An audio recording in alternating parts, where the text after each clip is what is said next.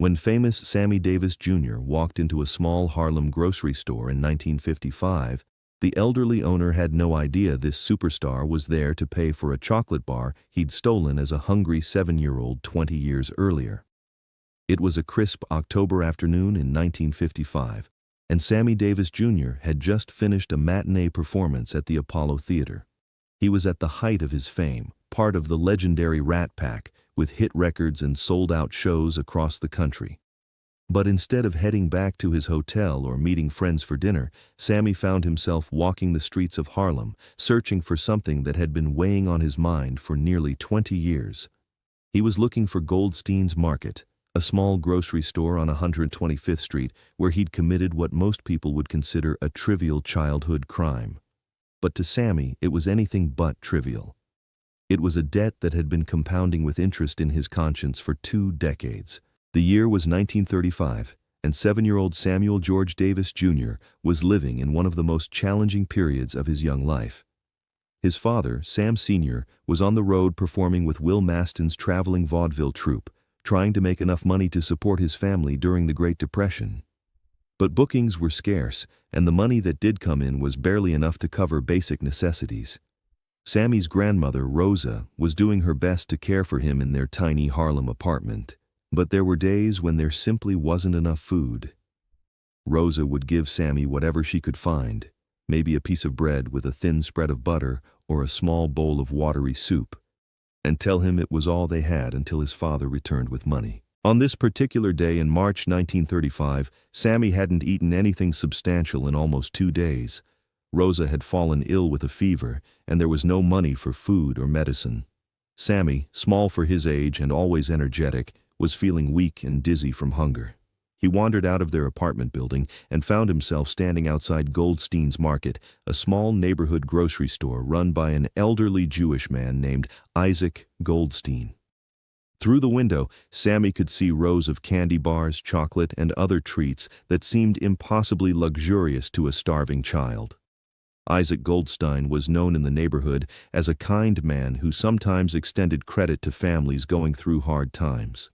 But Sammy, at 7 years old, didn't understand how credit worked, and he was too proud and too scared to ask for help. His grandmother had taught him never to beg, never to let people see how desperate they were. Sammy pushed open the door and walked into the store, the little bell above the entrance chiming softly. Mr. Goldstein was helping another customer, an elderly woman counting out pennies to pay for a small bag of flour. Sammy wandered through the narrow aisles, his stomach cramping with hunger. He stopped in front of a display of chocolate bars, Hershey's bars that cost 5 cents each.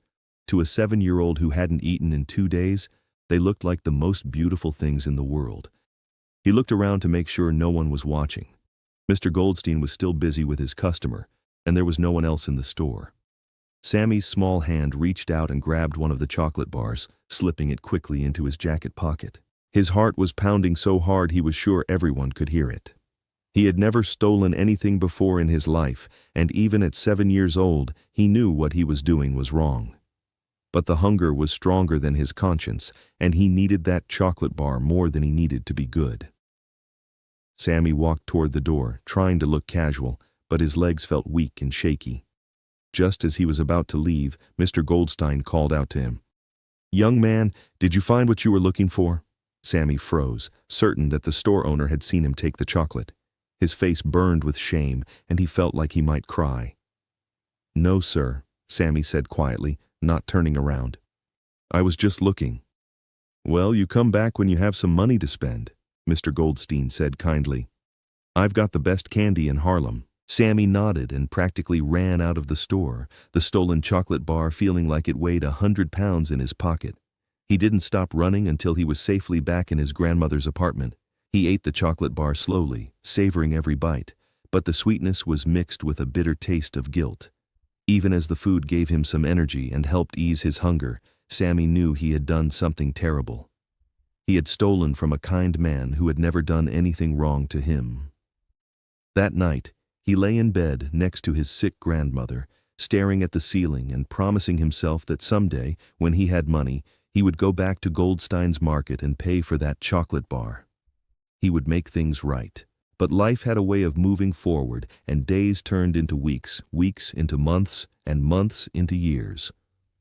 When Sam Sr. returned from his tour, he found work that kept the family fed, and they eventually moved to a different neighborhood. Sammy began his own entertainment career, first performing with his father and Will Maston, then slowly building his own reputation as a singer, dancer, and entertainer. Through all the years of struggle, through the small venues and the gradual climb toward success, Sammy never forgot that chocolate bar. Every time he had a little money in his pocket, he thought about going back to Goldstein's Market. But there was always something more pressing: rent, food, clothes for performances, money to send to his grandmother. By 1955, Sammy Davis Jr. was one of the most famous entertainers in America. He was earning more money than that 7-year-old boy could have ever imagined. But success hadn't erased the memory of that chocolate bar, or the guilt that came with it.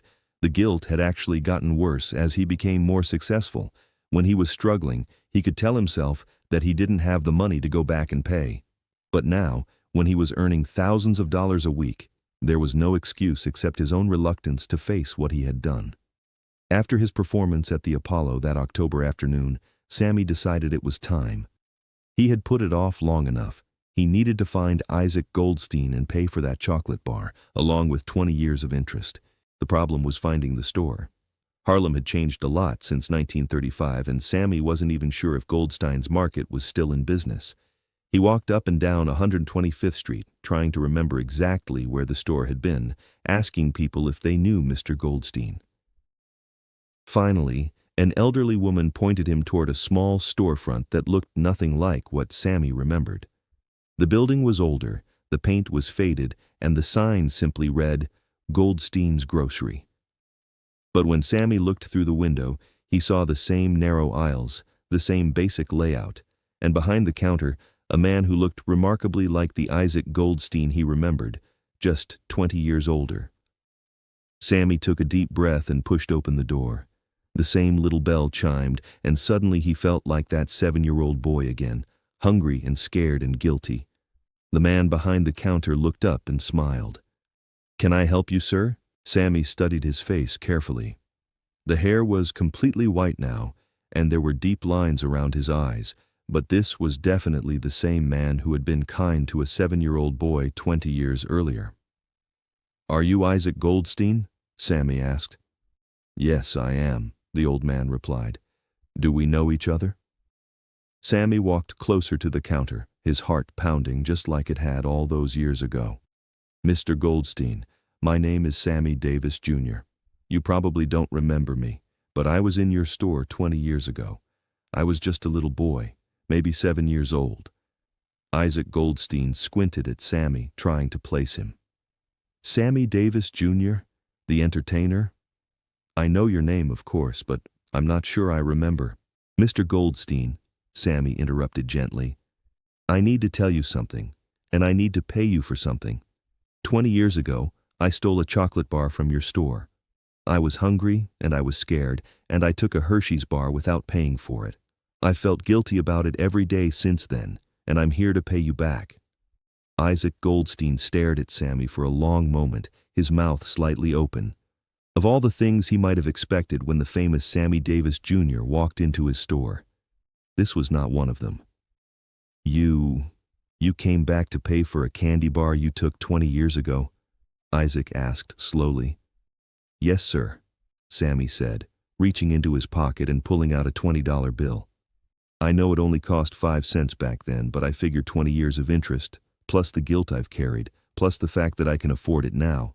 I hope this covers it." Isaac Goldstein looked at the $20 bill, then at Sammy, then back at the money. His eyes began to fill with tears. "Young man," he said quietly, "in 40 years of running this store, I've had people steal from me. I've had people break my windows. I've had people threaten me. I've had people try to rob me. But in all those 40 years, nobody has ever come back to pay for something they stole." Sammy felt his own eyes getting wet. "Mr. Goldstein, I was raised to believe that your character is defined by what you do when nobody's watching and by how you handle the mistakes you've made. I made a mistake when I was 7 years old, and it's taken me 20 years to be man enough to come back and face it. Isaac reached across the counter and gently pushed the $20 bill back towards Sammy. I can't take this money, he said firmly. Not because I don't forgive you. I forgave you the minute you walked in here and told me the truth. I can't take it because what you've done today is worth more than any amount of money. You've restored my faith in human nature. Sammy shook his head. Mr. Goldstein, please, I need to pay for this. I've carried this debt for 20 years, and I can't carry it anymore. The old man smiled through his tears. All right, we'll make a deal. I'll take 5 cents for that chocolate bar you took in 1935. But the rest of this money, you're going to donate to someone who needs it more than either of us. Sammy looked around the store and noticed what he hadn't seen when he first walked in. The shelves were barely half-stocked, the building needed repairs, and Isaac Goldstein's clothes, while clean and neat, had clearly seen better days. Mr. Goldstein, Sammy said carefully, with all due respect, it looks like you might need this money yourself. Isaac laughed, a warm sound that filled the small store. I need a lot of things, Mr. Davis. I need new inventory. I need to fix my roof. I need to paint these walls. But you know what I need most of all? I need to live in a world where people do the right thing, where people take responsibility for their actions, where success doesn't make you forget where you came from. What you've done today, that's worth more than any amount of money could ever be. Sammy realized that arguing with Isaac Goldstein would be pointless. Instead, he picked up a 5-cent piece from his pocket and placed it on the counter. For the chocolate bar, he said.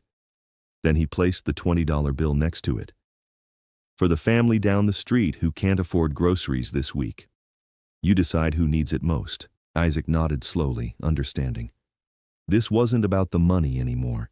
It was about completing a circle, about making peace with the past, about proving that success and fame didn't have to change the fundamental values that make someone a good person. Mr. Davis, Isaac said as Sammy turned to leave, can I ask you something? Of course. What made you remember, after all these years, after all your success, what made you come back? Sammy thought for a moment. My grandmother used to tell me that you can't build a good life on a bad foundation.